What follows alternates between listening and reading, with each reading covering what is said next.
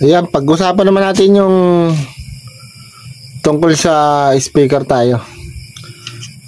Yun nga, bakit ba kasi humihina yung tunog ng speaker natin? Bakit ba nagbabago?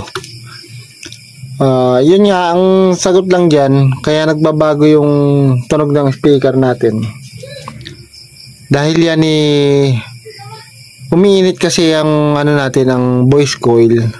Pag susobra na yung volume ng sounds natin. Yun. Pag hindi niya na kinakaya, umiinit yung voice coil. Ngayon, habang umiinit yung voice coil, humihina yung magnetic natin, yung magnet. Humihina yung magnet. Pag umiinit yung voice coil, umiinit yung magnet, humihina yung magnet natin. Yun. Kaya hindi natin namamalayan, unti-unti na palang humihina yung speaker natin. Ngayon, sige pa lang tayo, sige lang din tayo. Pag nasarapan pa tayo pag volume, medyo lalakasan natin. Doon nasusunog yung voice coil. Ngayon, pag pina-rewind natin, di patutunogin uli natin, na-rewind na, patutunogin uli natin, hindi na pares dati yung tunog niya. Humina na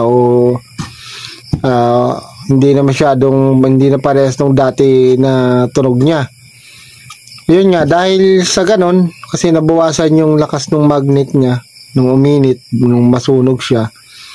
Kaya yun, humina yung tunog. Ngayon, kailangan yun i-charge. Charge yung magnet para bumalik sa dating tunog niya. Yan ang nagiging problema sa mga speaker natin. Kaya kung talaga, ang pinakamaganda talaga nito, i-match nyo yung speaker dun sa amplifier nyo. Para kung mag-volume man kayo, hindi basta masisira yung voice coil at hindi siya mag-iinit. Hindi mababawasan yung lakas ng speaker nyo. At magagamit nyo siya ng matagal.